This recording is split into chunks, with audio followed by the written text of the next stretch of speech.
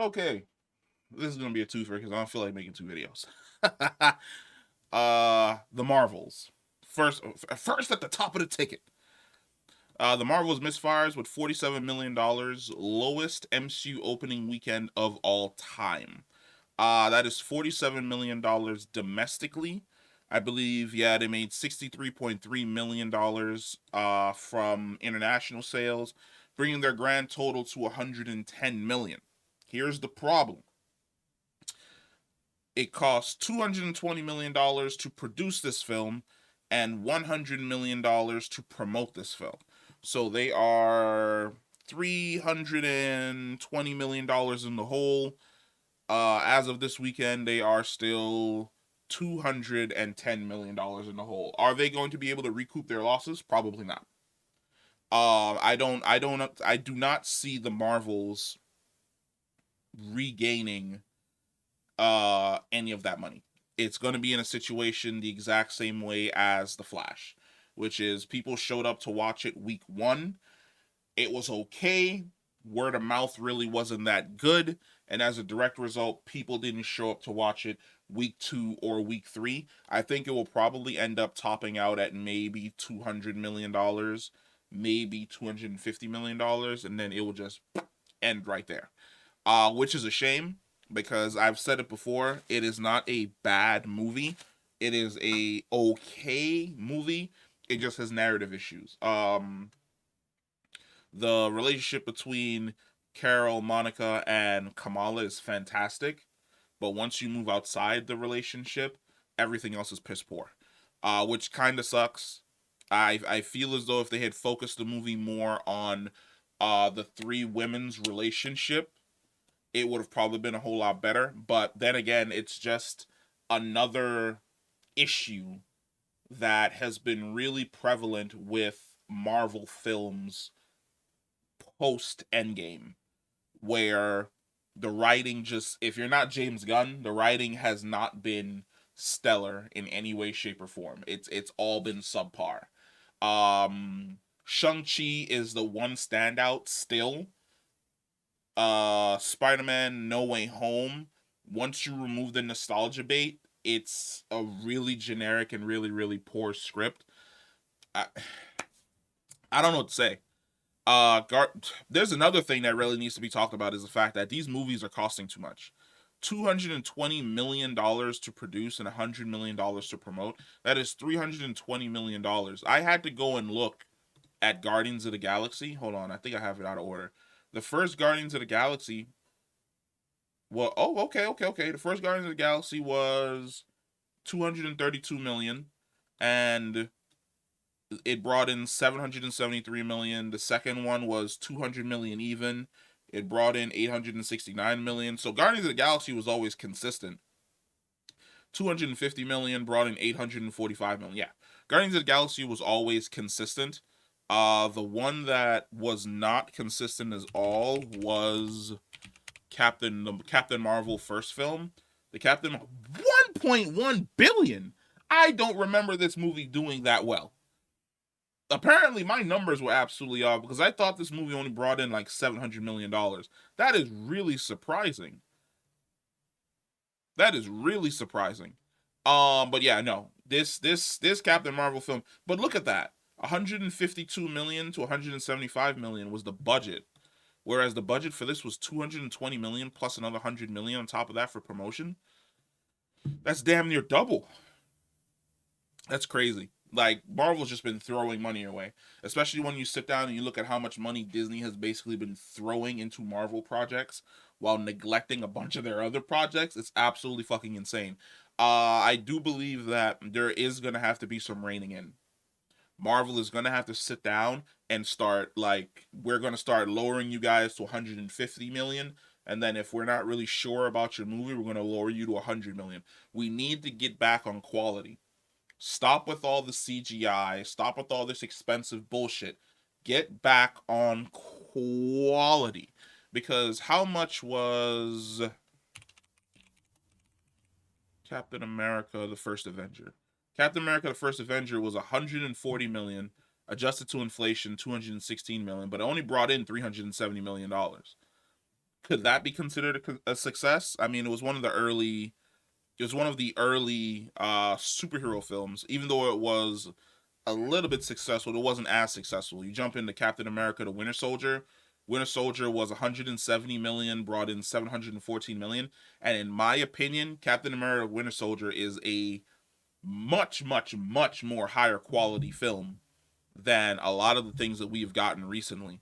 And then of course you have Civil War. Civil War was 250 million, but it brought in 1.53 billion because it was a baby Avengers movie that had essentially everybody from the main cast just duking it out. Um I, the conversation of what can Marvel do? It's too late. You can't go back to the drawing board. You're officially in.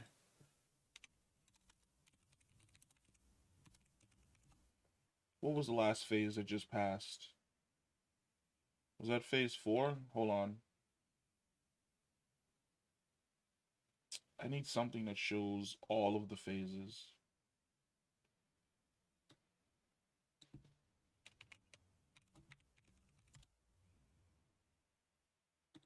This, maybe? Shows all the phases? No, it only goes up to phase four. Actually, do I need anything else outside of phase four? Because we're what? We're currently inside of phase five, right?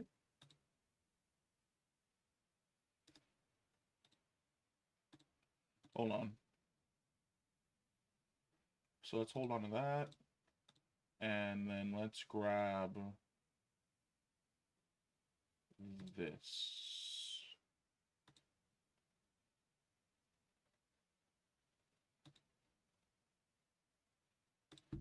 So phase one, Iron Man, Hulk, Iron Man 2, Captain America, Thor. First Avengers movie. Phase 2, Iron Man 3, Thor the Dark World, Captain America and the Winter Soldier, Guardians of the Galaxy, Age of Ultron, Ant Man. Phase 3, Civil War, Doctor Strange, Guardians of the Galaxy 2. Phase 3 was a banger. Like everything in Phase 3 slapped. And I think Phase 3 was started by Black Panther. And the last one that came out was Captain Marvel, if I remember correctly off the top of my head. Um, then you had Phase 4, and then nothing in Phase 4 felt connected. Black Widow was a prequel story. Falcon and the Winter Soldier was its own contained story. Eternals was its own contained story to the point that it's comical now. Shang-Chi was its own contained story that was the first one that had a post-credit scene that connected to something else. WandaVision was a contained story. Multiverse of Madness was just a continuation of WandaVision. Loki was a contained story that didn't connect to anything else going on in the MCU. There was What If. Hawkeye was a contained story, and then Thor: Love and Thunder was a contained story. Nothing connected any of these movies together to move towards a decisive event. Then you've got Phase Five. We've got Quantumania, which connects to Loki. You've got Secret Invasion, which is its own contained story. Guardians of the Galaxy 3, its own contained story. The Marvels, its own contained story. Echo, its own contained story. Blade, its own contained story. Ironheart, its own contained story. Agatha Coven of Chaos, own contained story. Thunderbolts, own contained story. Daredevil, its own contained story. Captain America, New World Order, its own contained story. Let me show you how things used to connect. So, the first Iron Man movie, right? At the end of the movie, Nick Fury shows up and he's like, "I'm here to do the Avengers Initiative," right? Then, at the end of the Incredible Hulk, Iron Man shows up to speak with Thunderbolt Ross about finding out where exactly Hulk was so that he could recruit him. Captain America, the first Avenger, tells his story. He goes on ice. He wakes up in the future right before the events of the first Avengers movie. Tony's being poisoned from the palladium in his chest. Nick Fury shows up to basically help him. In the middle of that movie, Coulson says, "I've got to go to the middle of fucking New Mexico because something interesting has happened. So I'm gonna trust you to be able to handle this on your own." And that takes place in the Thor movie, right? Then of course at the end of the Thor movie, Loki gets away and then he ends up in front of or near Thanos, and then Thanos sends him on his mission. That all leads into Avengers, right? Then you jump into the next set of movies. You've got Iron Man 3, which is Tony dealing with the PTSD from Avengers. Thor the Dark World, Thor dealing with the fallout from what happened in Avengers. Captain America the Winter Soldier, discovering that Hydra has basically infiltrated everything that's going on. Ant-Man was an introduction movie, completely self-contained. Guardians of the Galaxy was its own movie, completely self-contained. However, it also showed Thanos to show that, Thanos was still collecting the Infinity Stones in the background, right? Then we jump into Age of Ultron, which is Age of Ultron dealing with the fallout from Captain America, the Winter Soldier, with Thor dealing with the fallout from a dark world, and then Iron Man trying to still escape from his PTSD and creating Ultron. Then we move from that and we move into the Civil War era, basically, where the fallout from Avengers Age of Ultron informs on quite a few of these fucking movies. You've got the first Black Panther movie, which is pretty self-contained until T'Challa reveals the existence of Wakanda to the world. Guardians of the Galaxy 2, which is a continuation from the story of Guardians of the Galaxy 1. You've got Ant-Man and the Wasp, also a contained story with a continuation until he gets recruited at the end by Falcon after having that fight with Falcon in the first film. Captain Marvel, who at the end of the film she gives Fury the beeper, and then we know that the beeper is going to come into play in some way, shape, or form. Thor Ragnarok, Thor getting Stormbreaker and saying that he needs a weapon in order to be able to kill Thanos. Doctor Strange introduction movie. Spider-Man Homecoming introduction movie. Then you've got Infinity War, Endgame, Spider-Man Far From Home, dealing with the fallout from Endgame and how people were returning from the blip, right? Everything is interconnected. Everything connects, and I think the main problem is Phase 4 doesn't have an Avengers movie. An Avengers movie would have tied everything that was going on in all of this stuff together. But one just did not exist. It wasn't there. So what you end up running into is chaos. Nothing in Phase 4 connects to each other in a meaningful way. Loki's connection isn't until Phase 5 with Quantumania and the other Kang, but then also for Loki Season 2, and then the chaos continues where nothing's connecting to each other. Like we're not building towards anything big. Like we're told Kang is going to be like the main villain, and interestingly enough, that's going to segue into our next fucking article, which is the MCU is now reportedly backing away from Jonathan Majors as Kang. And this was written by Paul Tassi, and it came out like a little bit earlier today. And that's insane to me. Because like I understand that, Jonathan Majors has issues with his with the current case that he's dealing with in New York. But he has put forward evidence and video that you can go online and you can watch to show that this lady lied. And off of the back of that lie, like a question I have to ask is, if a woman accuses me of something and then I present you with 20 different videos from 4 different angles to show that she wasn't injured, she lied about where she was going to be, she ran away from the police when she discovered that she might have to face criminal charges. I have sworn affidavits from the person driving us saying that she was attacking me in the car.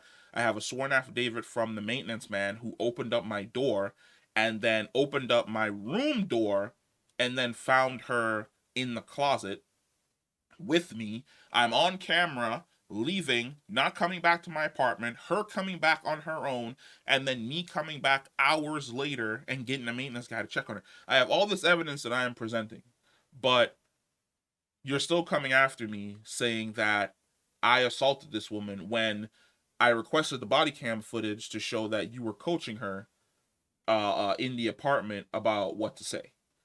It's crazy to me that no one's actually, outside of just a few YouTubers and a few social influencers on TikTok. See, the masses have already demonized them in like that first month, where it's like, oh, we must believe all women. And then when it turns out that she was a liar and he had evidence, none of those people ever retracted their statements. They just kept on farming off of the original hits their original videos got, and they went about their merry fucking day.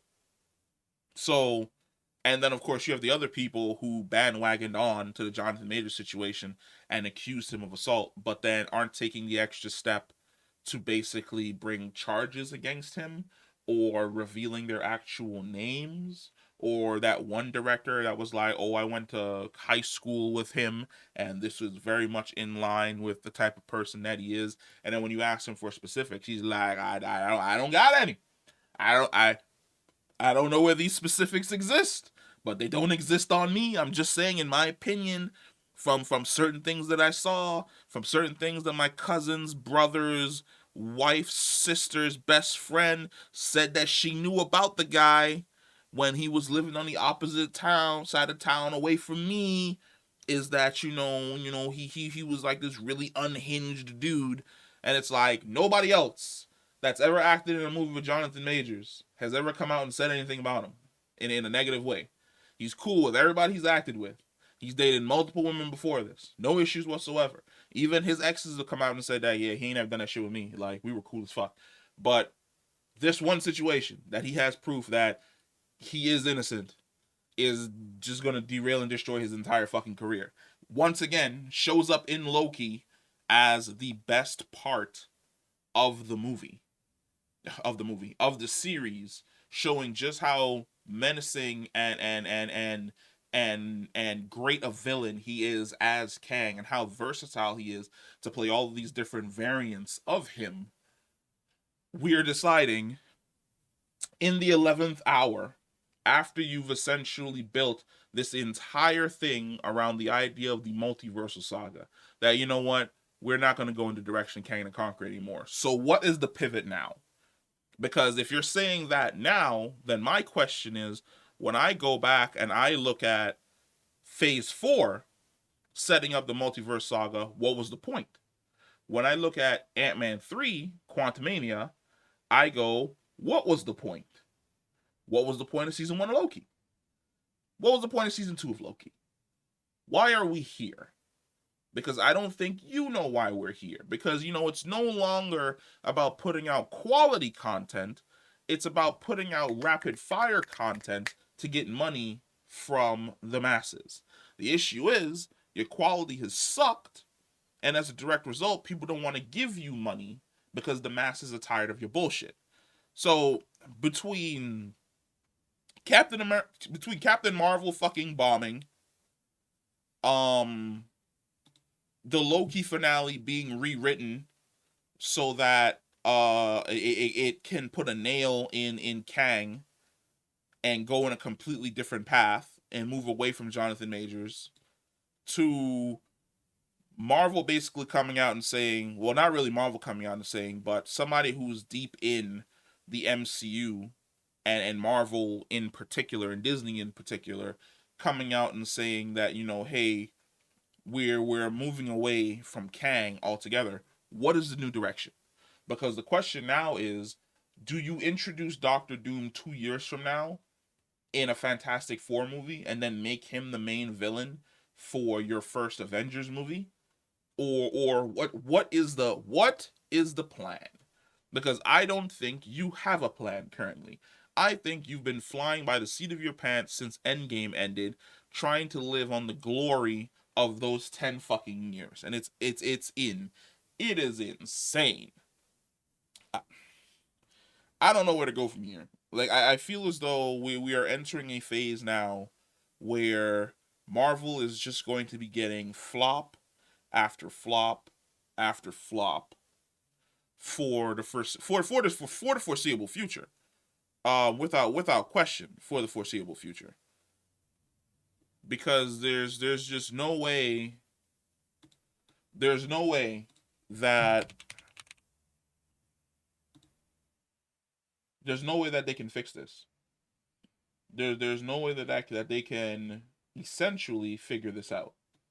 Because if you were to remove Kang as the main villain, right?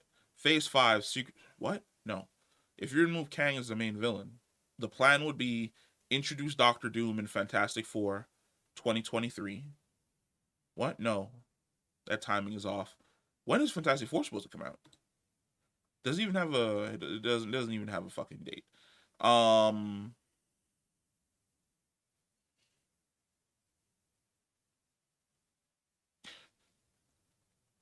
2026?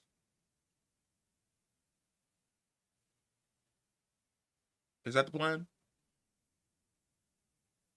The plan would be introduce the Fantastic Four in 2026. That's 3 years from now, and then have what? Secret Wars? Kang die? I don't know. I'm no longer interested in trying to figure this shit out. I guess we're just gonna be watching for right now. Nothing coming out in the foreseeable future is interesting to me. Like Ironheart, whatever. Sounds interesting, but don't really care. Um, what is this? Is this not? Because I'm seeing some things on here that I've never seen before. Or are these cancel projects? What? You know how happy I would be if there was a Hulk Future Imperfect movie? You know how fucking happy I would be if like it was a movie where Bruce Banner discovered like some type of time shit and ended up in the future where the only hero that's left is Maestro, and it's basically our Hulk versus Maestro Hulk. What? I'd be happy as hell. But this doesn't exist. Neither does Captain America Serpent Society. I think Captain America Serpent Society was the original working name until they changed it around. Same thing with Black Panther. Rise of Atlantis. Like that definitely had to be um the original working name until they changed it around. Whatever. I don't care. Um Let me know what you think. Comment down below. Like this continued Marvel chaos is just it's just depressing and disappointing. And